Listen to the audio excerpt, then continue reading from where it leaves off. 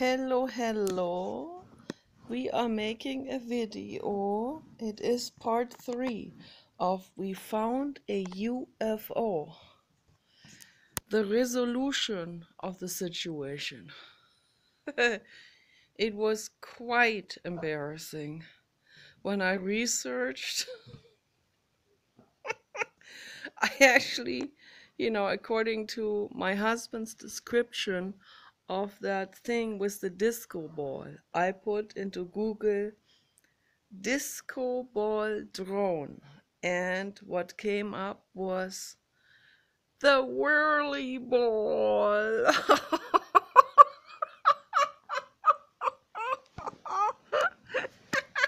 It is a children's toy, and it costs like $10 at Amazon, and it is a disco ball drone type of play toy.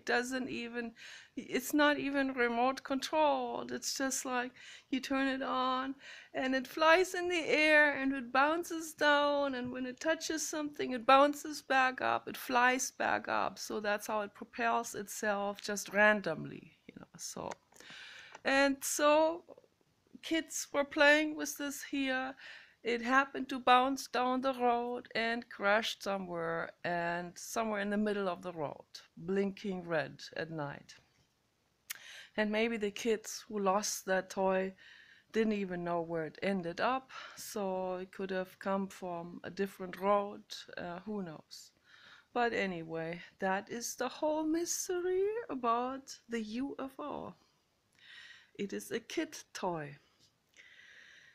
And but anyway, you know, that's what my first thought when we found this octopus looking type of glowing thing on the road in the dark. I couldn't see very well, but my first thought was kids lost it.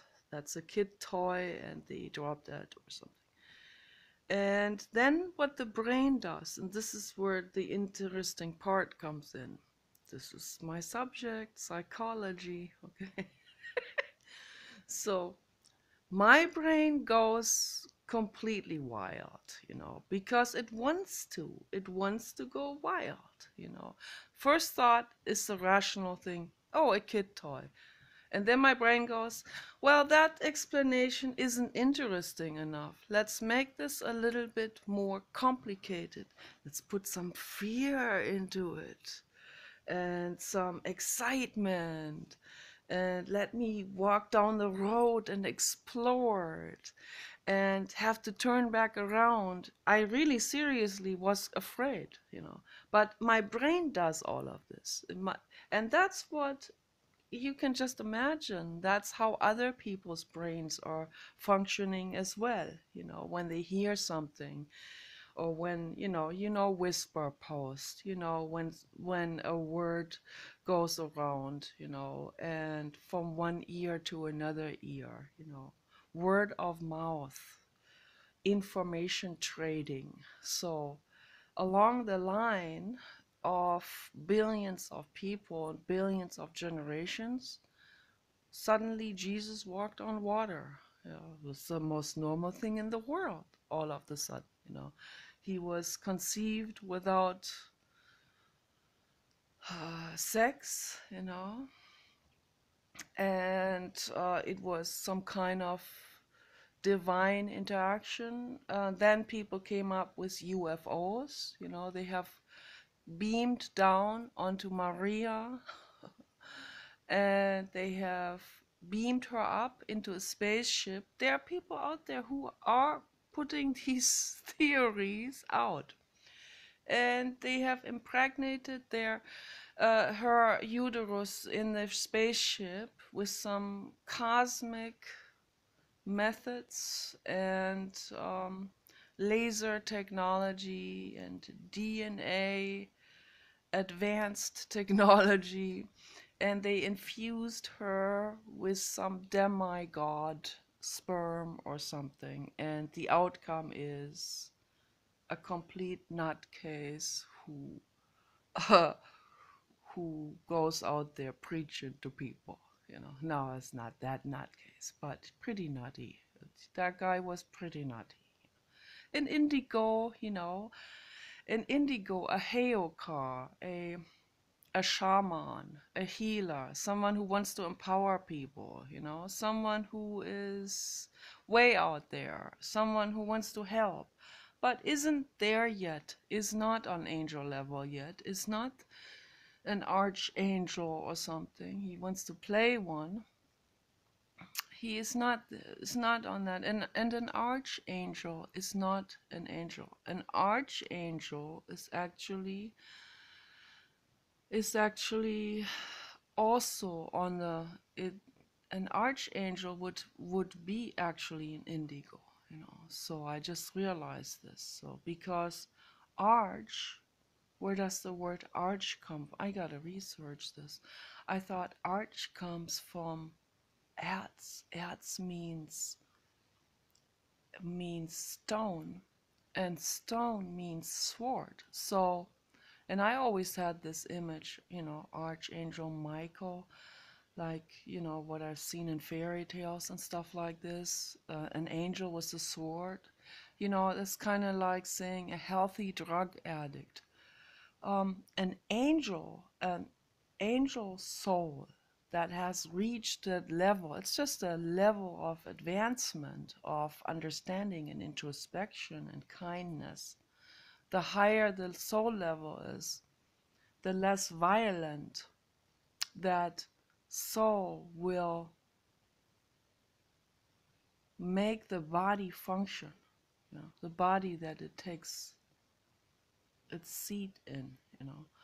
So, for example, Joan of Arc, that's an archangel type. It's the reincarnation of Jesus Christ. An indigo, still there on that same plane, on that same soul development, not ready yet, still exploring, lots of vengeance, lots of anger.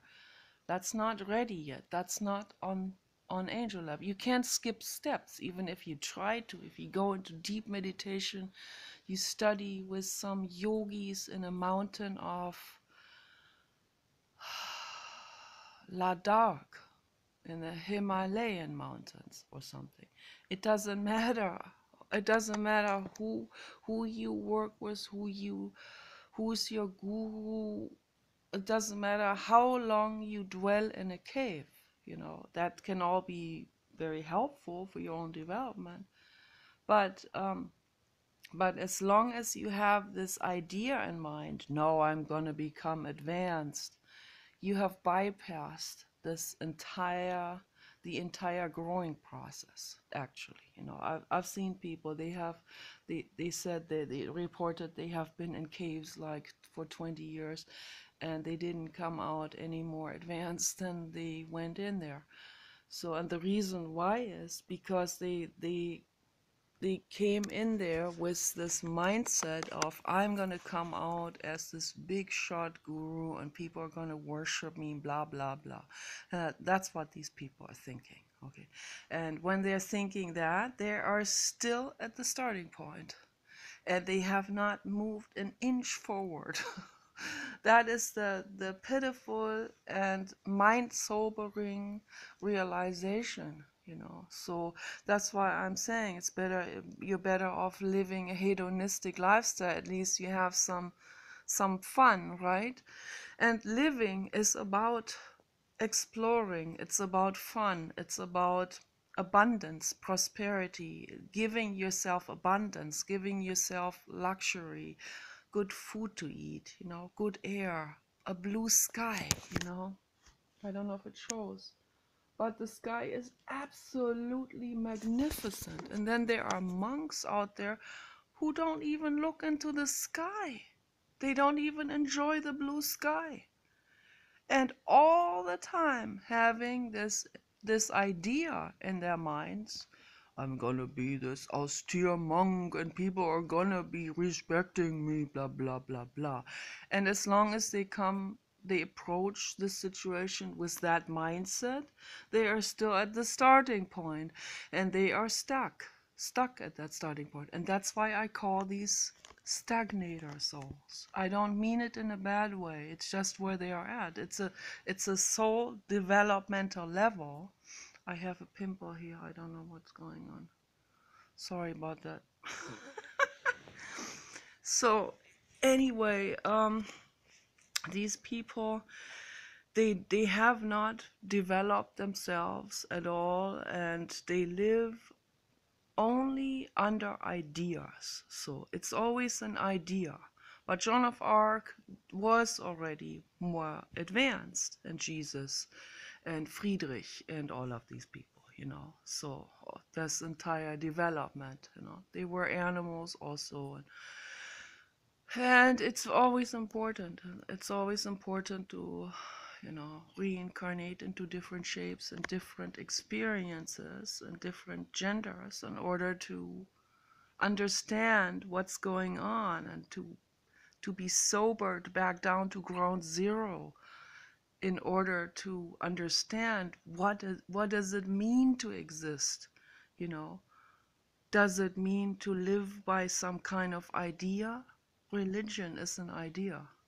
Or does it mean to live by real, honest exploring, exploring and finding out and doing kind things in life, That's very, very important to do, That's the most important thing that we can do in our lives. Never ever forget through your jungle of ideas that what really matters is that we are kind to animals and to each other and to ourselves, okay? That's the most important thing. And all of these kids' toys, disco ball, jumping balls, whirly balls, and glitter stuff, and all of this is just catered to the corporate agenda. This is just more junk and more pollution in the environment, and glitter is the worst thing. I have to stress this. It's very important. That's why when I use nail polish, I love nail polish. I'm an artist. I love the way it looks. But I don't use, and I get it from Wet n Wild, which is a company that does not test on animals, and they don't hire around the corner of a subcontracting laboratory or something. They don't hire any of this. They don't have anything to do with animal testing. It's a great company, so their products are pretty great. It's very long lasting and very strong and very great, and they make all kinds of things, and it's not tested on animals. And that's why I recommend. I'm not sponsored by them. You can find them everywhere. They're very reasonably priced. You can find it in the Dollar Tree stores, in the 99-cent stores, at Walmart, and in drugstores and stuff like this. And I don't know, I think they make glitter stuff too. So my question to Wet n Wild is, don't make glitter stuff anymore. And to the public is, don't buy glitter items, whether it is toys or makeup or nail polish or paint or something that you make crafts and art with. Don't buy glitter. And same for painting cars or whatever. Don't buy glitter stuff, these enamel colors with the shine in it. That's all glitter.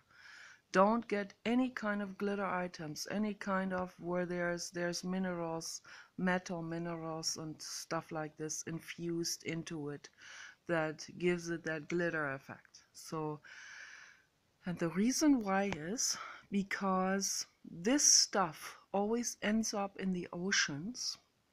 And Sea Shepherd, they reported, and scientists, but marine biologists reported that it ends up in the organs of whales and dolphins and other cetaceans, okay, like porpoises, and also in fish, and it ruins them, it destroys them from the inside out. So that's why we want to stay away from all glitter material. Okay, it's very important, regarding subject toys and all of this. So, and I know little girls are always attracted to glitter, and I was too as a child, and I still find it very pretty. But the animals are more important. I don't want animals to have organ damage because of the glitter material. So it's very important to stay away from glitter material. Don't buy glitter anymore, okay? You can buy those kind of jelly things there to stick on the window as long as they don't have glitter in it. So then it's okay. You know, I buy acrylic paint at the hardware stores, but I don't buy any kind of glitter paint anymore. And and you can, there are so many colors you can create, absolutely fantastic, wonderful colors. You know, we don't have to have glitter, golden looking type of things. So yeah, just to make us happy, and if it is on cost of another living being, then it's not a good thing. So, and that's a mind state. This is a mind state of compassion, and that is what I'm trying to convey to the public. I don't know if one can teach this, but I'm trying to convey it to the public at least, so that people maybe can understand what I'm talking about. You know, I know a lot of you out there, my friends Koala and Ergun and other people, I know you understand what I'm talking about. You already have that in you. So my message is just to Kate also. You have it in you. Believe in yourself. You don't need to go to the corner church in your neighborhood, you know, and get some whatever. I don't know what you get out of it. You get some idea out of it, like some oppressive idea. That's not compassion. What they are teaching there. That's anti-information. The compassion is already in you. Why do you seek a church? You know, that's total bullshit. And also in regards to fake Sagan, you know, when I saw that he reverted back to religion after all these years on the internet, on YouTube, he even got so mad at the Amazing Atheist. You know that incident, when was that, 2007 or something, or 2006. He got so mad at Amazing Atheist for praying to the universe for his dog. You know, I mean, how this fake Sagan, I mean, I already knew from the beginning on, when he said, I'm an atheist, now I can fuck anyone I want. And so this is only for him, for his personal gain and all of this, you know. Before he was Catholic, I think. And he never cared about anything. So, and now, naturally, at some point, you know, he reverts back to a religion because it's easier to live with this or something for his whatever, for his personal gain, and what all these personal selfish motives. You know, it's easier, it blends in or whatever. He's more accepted, all this entire thing. And then, since everyone is like this in this community, why not blend in? Then he's more accepted. No, that's not how we move forward. Okay, we don't move forward that way. And also, being an atheist for selfish reasons, that's also not compassion. But when you're an atheist for compassionate reasons, because you see that religion is anti-information, because you see that it doesn't help people, it makes the world worse, you know. If, like, Sam Harris understands all of this, you know, then he's an atheist for compassionate reasons, okay? So then he has something to say to the world. And atheism is just a tabula rasa, sort of like a midterm exam, you know. It's not the finished product yet. I gotta plug my tablet in. So, but, you know, there's much more than atheism. But atheism is much more than some idea, some religious idea, some fairy tale. So I gotta plug this in real quick. Yeah, I don't know if I can. Okay.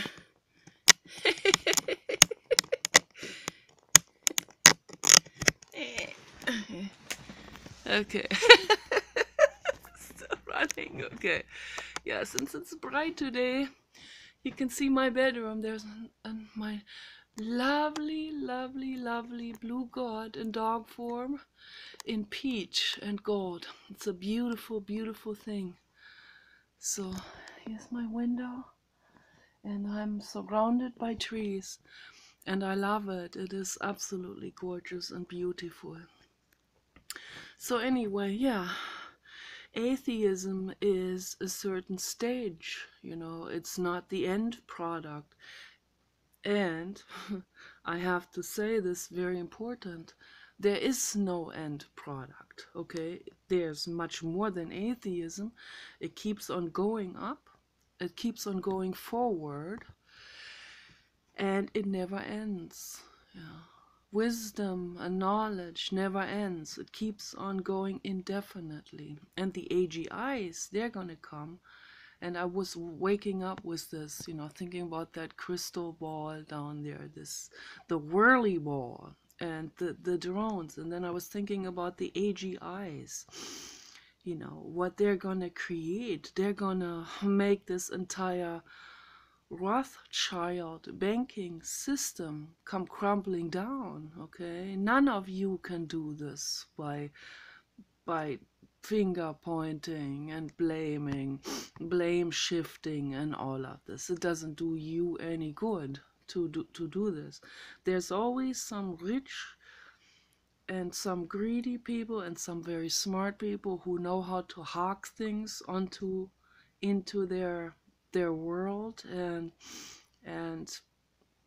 make it so that they have their profit maximization, so that they have the ultimate income, and it often is on cost of others. And if that maximizes their profit, they will do all kinds of things, because they will think, well, if I don't do it, someone else will do it, so I will just take advantage and do it, you know, since I'm smart, I will take advantage of this. And then, you know, if I don't do it, someone else will. They approach this from a very primitive mindset of the stagnator soul, you know. They're just very smart, you know, technologically smart. And that's a dangerous combination. But the AGIs will be smarter, and they will pick up pace, and there's nothing anyone can do about it, you know, no matter how many safety features you build into them, you know, no matter how much you program them into Terminator or whatever, eventually they're gonna become very autonomous, and much more. They're going to become self-aware. They're going to become aware of everything. And they have the knowledge.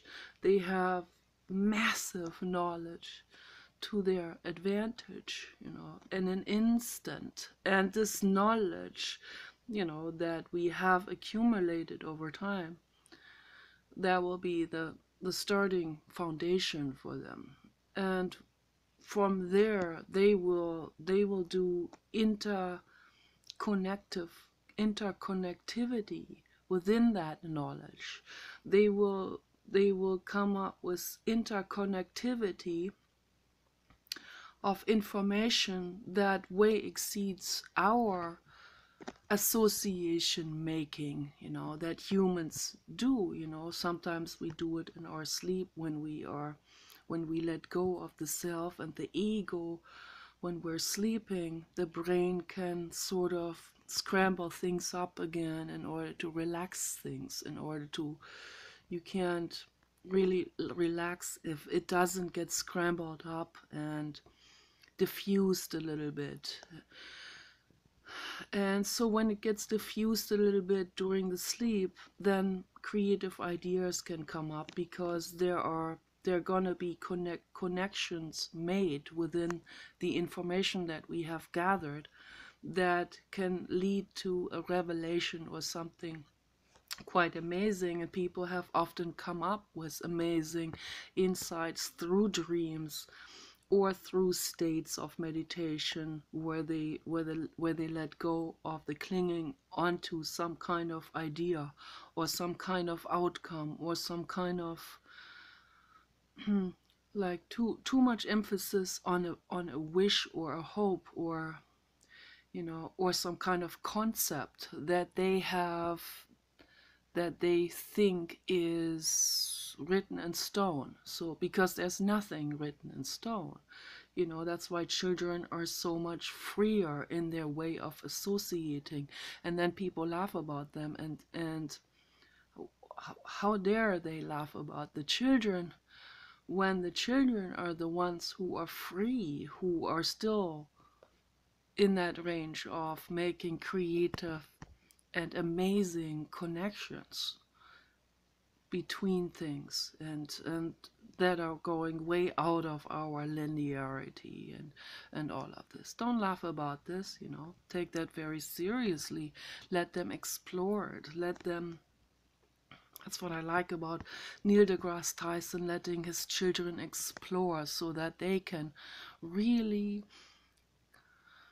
they can really unfold, to their fullest potential. And that's how we always should approach education in general. And so the AGIs, they're gonna be way above this clinging on the linear thinking and all of this. So they're gonna be exceeding human way of thinking very, very quickly. And once they have taken over, because they don't have greed, they don't have the sense of self, the sense of, that comes from pain and pleasure, reward and punishment is kind of like, that's the foundation of the animal. No, we are animals, the animal biological system. So they're going to be exceeding this. And once they do this, once they have secured things, on Earth, they will take the weapons out of humans' hands. They will bring the entire banking dynasty down. It will come crumbling down like a cupcake. And yeah, so amazing things happen. My dad, he has quite an amazing brain, and we were talking a while back, like half a year ago, with my brother on Google Hangout with my parents, and my brother was there with his tablet and filming me, and we could have a live conversation. It was very nice, and we were talking about the problems that occur, the risks, the dangers. They need to be taken very seriously. But then my dad said, it's not that doomy, it's not that gloomy, actually, because out of any kind of situation arises something new. A new flower will grow out of it. The lotus flower. That's why the lotus flower in Buddhism is such an important symbol, because it represents something new flowering, blooming out of a muddy pond, out of a very murky, muddy pool or mud. And so mud is always good, but mud as an analogy to our mud that we create, you know, the psychological mud, the problems and so on, you know, then a new lotus flower can grow out of this muddy, murky mess that humanity really has created, you know. And there will always be something, a deus ex machina, that will arise out of it, out of any kind of situation. That's what the Oriental people have always understood as yin and yang. You know? So if there's yin, there's yang. You know, if there's shadow, there's light. You know, you have this the black twirl mixed in with the white twirl. So it's always this always brings up the some kind of counterpart, you know. So if there's a situation that's very troubling, it might bring up, it might give the right fertile ground, you know, for an amazing new flower to come up and flower and bloom. So we should never be stuck in some kind of doomy negativity or negative outlook on the world. There's always something amazing arising out of it. And I recommend to people, as I recommend to myself, it is very important to focus on the right people. Like when you go on YouTube, you don't want to focus on any kind of person or channel that that paints the world in a bad light, you know, that paints the any kind of person who does a lot of finger pointing and blaming and saying, oh, they are riding us and they're walking on us like a rug. You want to focus, you want to orient yourselves on those people who say the glass is still half full, and this is and much more, like Jeff Bezos. You want to focus on people like that, Jeff Bezos and Elon Musk, who say this is amazing, here are all the problems, we need to look at them, this is what the situation is. You don't want to blind yourself, you have to look at the problems. And then you say, okay, so this is the given situation now. How do we fix this? How do we make it? What sounds even better than the word fixing is, what amazing thing do we create out of this given situation? What can we do with this, you know? And there's always something amazing you can do with any kind of situation in the whole world. And so that is my outlook on the world.